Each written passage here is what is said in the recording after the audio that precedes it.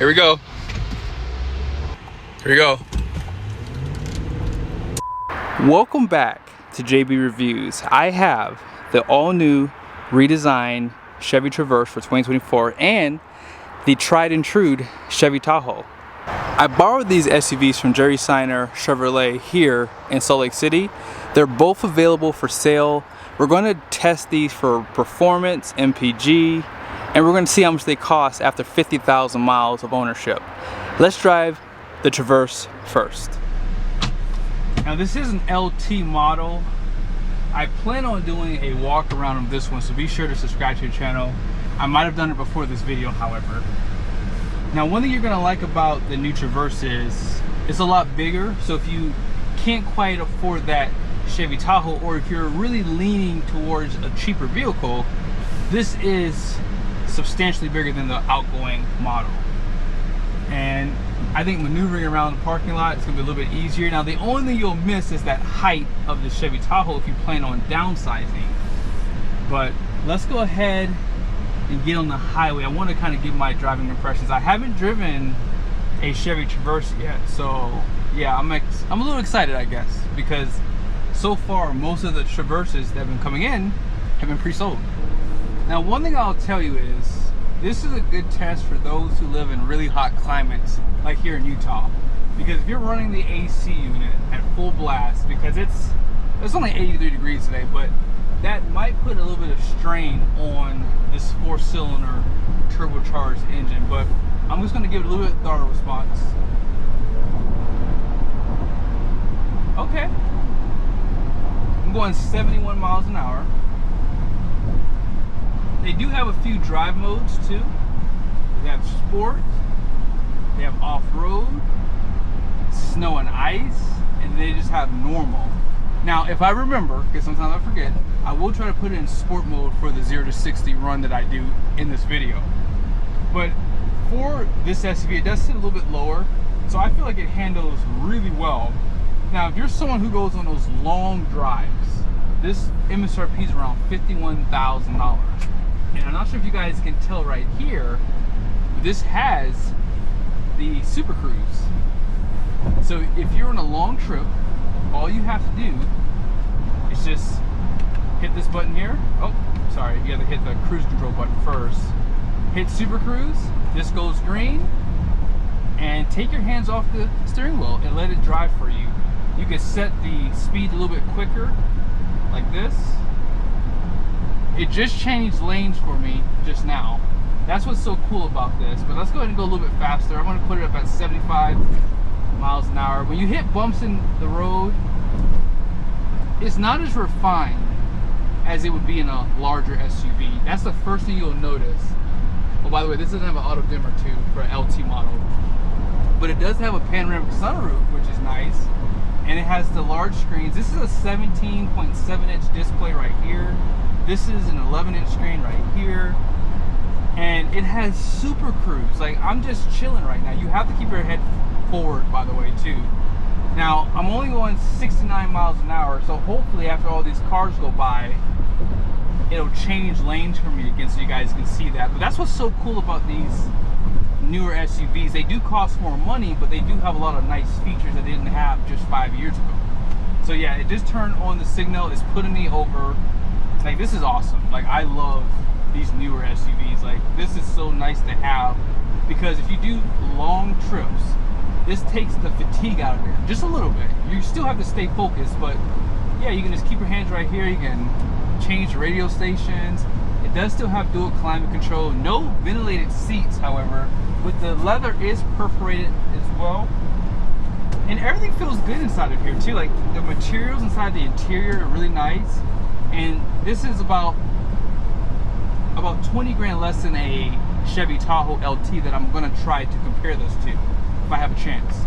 But yeah, I think this is a good buy if you are in the market for an SUV and you don't want to spend over, you know, $55,000 or $60,000. I may have to get one of these for my YouTube, because I can film while I'm driving. I just have to keep my head forward. I can't block that sensor right there. If it doesn't see my face, it's gonna say, oh, you're not paying attention. Now I'm at 75 miles an hour and the RPMs are about probably about 1,800 RPMs at 75 miles an hour. So that's pretty good. If you're on the highway, this should return pretty good fuel economy. So I will let you guys know where we are in a second.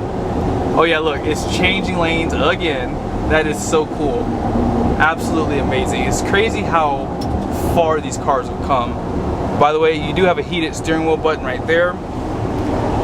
Wireless charger down below. It's changing gears for me again. And then there's a little bit of storage on the side right there. And then here's just a quick view of those blind spots back there. Now in case you wanted to see the numbers on the door, the gross fuel weight rating is going to be 6,394 pounds. And then payload is 1,589 pounds on the Traverse. Not bad. We just got off on exit 11. And you guys will see right here. Oh, actually, I'm sorry, it's over here. I forgot. 25.3 MPG. We've gone 7.6 miles. And yeah, I really do like the way this feels. The brake feel is a little touchy, but it's not bad. You have great visibility with the mirrors. There's the rear view mirror too, if you'd like to see that. We're gonna go back the opposite direction. Let's talk about the noise inside the interior. So here's my sound device. Hopefully you guys can see it. We're slightly accelerating. Only going 50 miles an hour. Let's go ahead and get up to about 65.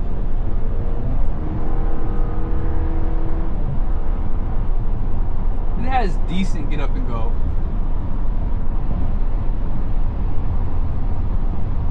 So about 65 at 75 miles an hour.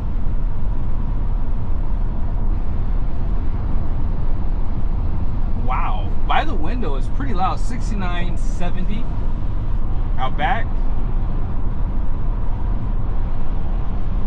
64 dB. So yeah, the interior is a little bit louder, and if you were to close that shade, it might get a little bit quieter in here for that moonroof here. But all in all, a little bit of body roll. Like I will say, like, man, it's the tires, it's the budget on the suspension for these mid-size crossover SUVs. Like, you can tell that these aren't as refined. A Tahoe is a big truck, more or less, so it's just more refined. And if I were to put it in sport mode, let me just see what happens. Let me see if it tightens up the steering. No, it's still a little bit of rolling, but it's not bad though. Like I said, this is a budget-friendly SUV, so you're gonna see that in a few places. This is a new powertrain for GM. It's a 2.5 liter 4-cylinder turbocharged engine, good for 328 horsepower and 326 pound-feet of torque. All that power does go through a 8-speed transmission. Let's see how it performs. Here we go.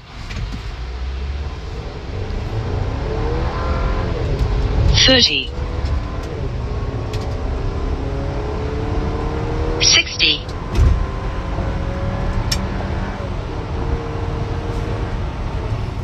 'What did you guys think about that 0 to 60? Did it seem a little slow? It may have been just a hair slow because I forgot to put it in sport mode, but I don't think it would have made a difference.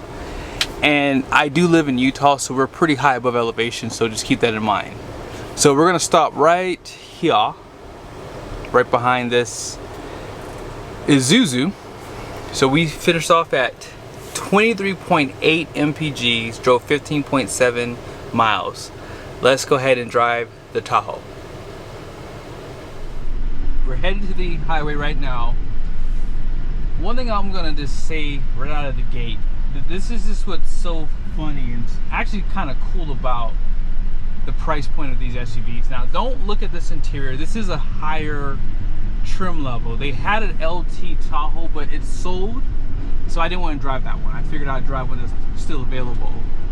But the refinement that you get in a Tahoe, that's what you're buying this bigger SUV for. I think that even the way that the air comes out of the vents, it's just a little bit nicer. Like, it's just the little things you don't even think about. And I just think personally, if it were me spending my money, I think this one's worth it. And this test is not even over. So obviously with 0 to 60 with the fuel economy, that might be a ticker for some people. Now visibility, let's talk about that really quickly. When you have the third row seat up, those headrests are huge back there, so they do kind of block your view a little bit. But otherwise, you have big mirrors on the outside, so they work pretty well. Now going around this curve here, there's no body roll. Well, there is, but there's not as much as the Traverse. This is just more refined. It has a double wishbone front suspension compared to the single wishbone in that Chevy Traverse. You have more weight, so you have a more overbuilt chassis, and that's why you're going to pay more money for this. But the good thing about the Traverse is, if you want more SUV, you can do that. Like if you want the RS model or the Trail Boss, you're going to probably spend another 6 or 7 grand more than that LT was, and you're still going to be anywhere between $15,000 and $17,000 cheaper than this Tahoe.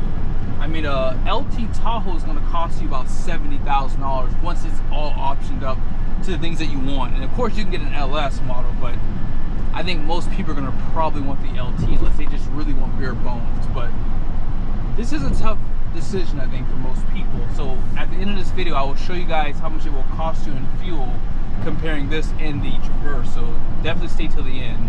Now you don't have that Super Cruise, so you do have to keep your eyes on the road. Well, you have to do that for the Super Cruise too, but you're going to have to be more involved with the driving, is what I'm trying to say. Now, the adaptive cruise control, and you do have lane keep assist, so if you do veer off out of the lane, oh, it's not on. I'm sorry, it's not even on. Sorry about that. Let's try it one more time. If you veer off into the lane, let's see what happens. It will steer you back in. You can kind of see that, and it's telling me, hey, you need to pay attention, you idiot. But you still have big screens. You can tell that Tahoe loves women because check this out. Watch right here. This slides back, right? So when we had young kids, my wife used to have those big old purses.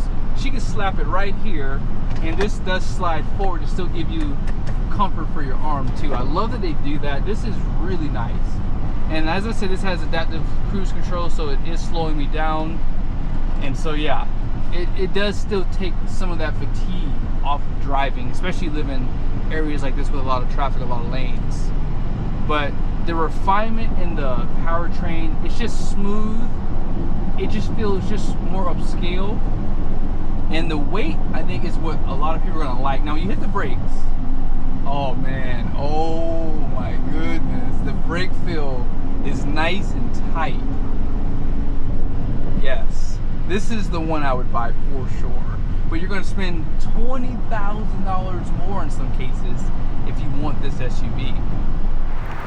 Look at the space behind the third row seat in this Tahoe. You can fit probably 3 to 4 luggages back here easily, standing up that is.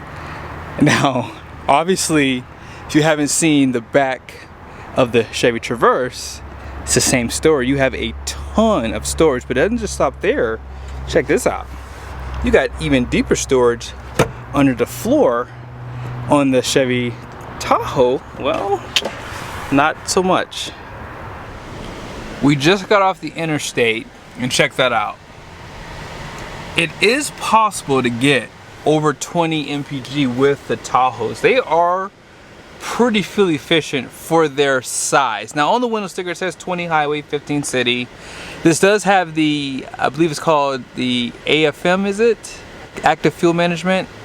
I believe that's what this has. So it will drop down to 4 cylinders. But all in all, if you want better fuel economy, there is a diesel option known as the 3-liter Duramax. So that is something that you can also choose on this one if you're really concerned about fuel mileage. Here are the numbers on the door for the Tahoe. 7,500 pound gross vehicle weight rating. And then payload is right here. So a little bit less payload compared to that Traverse. And 8,200 pounds of towing capacity versus I believe about 5,000 pounds for the Traverse. You can definitely tell just how much quieter it is inside the interior. I did turn the AC down for both SUVs, by the way, too.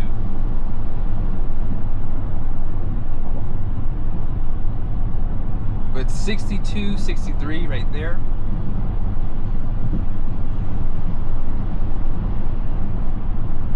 By the window, 66, 67 out back.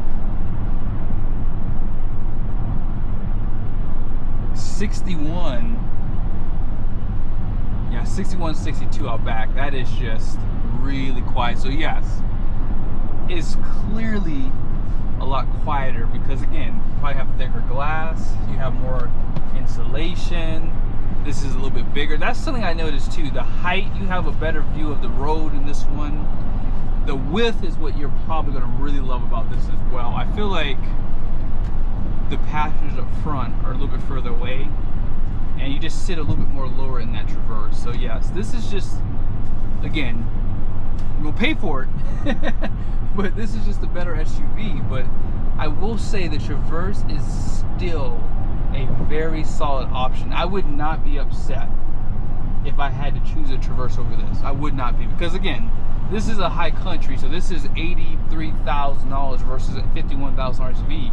And for some people, they can't see the cost of this. So if you're not towing a trailer, if you don't have older kids, this might be too much SUV for you in some cases, right?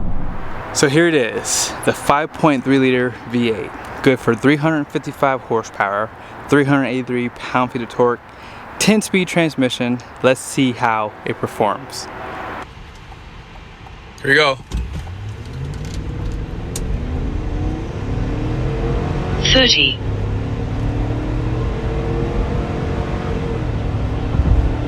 60.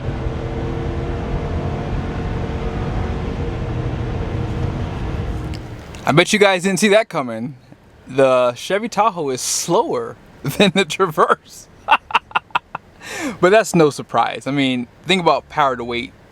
That's pretty much a given. And yeah, that Traverse, that turbocharged engine has 328 horsepower versus 355. So right out of the gate, this thing definitely is slow. Now, if you want more power, you can pay for it. It's that 6.2 liter V8, right? So that is available for the Tahoe. We've made it back. So 15.5 miles driven. 18.3, we'll just use 18.3 because that's where it was when I stopped. And yeah, there's no surprise there. Now I'm sure you guys expected the Chevy Traverse to be more fuel efficient, but I'm pretty sure you weren't expecting it to be faster. And yes, it is faster. Now obviously you can pay more money to make this Tahoe more fuel efficient or make it more quicker off the line, but this thing's already a lot more money compared to the Chevy Traverse. Now here's the thing, you got better fuel economy and you got better performance because of the power to weight on the Traverse. But what you don't get on this Traverse, you pick up on this Tahoe, which is the refinement. As I mentioned, the steering feel, the brake feel, and just the overall presence it has on the road is what you're paying for when you get a Chevy Tahoe. Yes, it is about 20 grand more when you're comparing trim level to trim level, but the materials inside the interior, even like an LT trim level, it's just so much better for the Chevy Tahoe. So that's why, in my humble opinion, I would choose the Tahoe for myself, but I would not be upset if I had to get a Chevy Traverse because they've gotten it to the point where it's almost a really good contender and competitor to its older sibling there, or bigger sibling I should say. I hope you guys liked the video. Be sure to subscribe to the channel. If I have a chance to do videos like this in the future, I will.